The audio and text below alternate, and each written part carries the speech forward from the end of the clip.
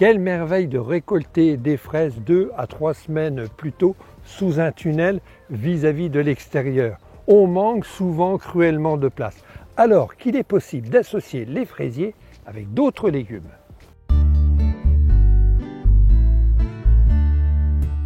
Si vous vous êtes procuré un tunnel, pour qu'il soit rentable, il faut l'occuper au maximum. Alors, dès le printemps, à partir du mois de février, on commence à planter ses laitues, ses choux-fleurs.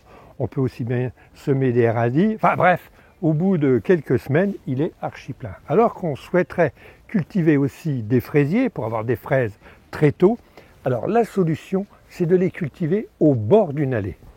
Si vous envisagez de planter des fraisiers, choisissez des variétés remontantes, à ne pas confondre avec des fraisiers grimpants.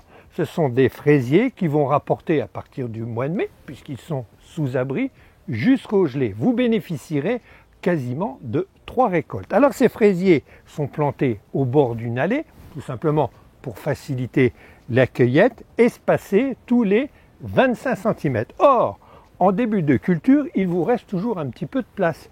Et si on l'utilisait pour y planter des laitues paumées, alors à chaque fois, ce sont des plantes ou des légumes de cycle court. C'est-à-dire qu'ils vont être plantés, 6 semaines plus tard, on va déjà pouvoir récolter des salades paumées. Alors vous aimez les fleurs, alors pourquoi ne pas y planter, comme ici, des clarkias. Les clarkias ont cette particularité de fleurir, puis après de disparaître. Donc ça vous permettra d'avoir, pourquoi pas, des fleurs coupées très tôt, à partir du mois de juin. Pour optimiser la surface du tunnel, en bordure d'allée, eh bien vous avez toujours la possibilité de planter des pieds de tomates. Alors les pieds de tomates, ce sont des plantes ou des légumes fruits très gourmands.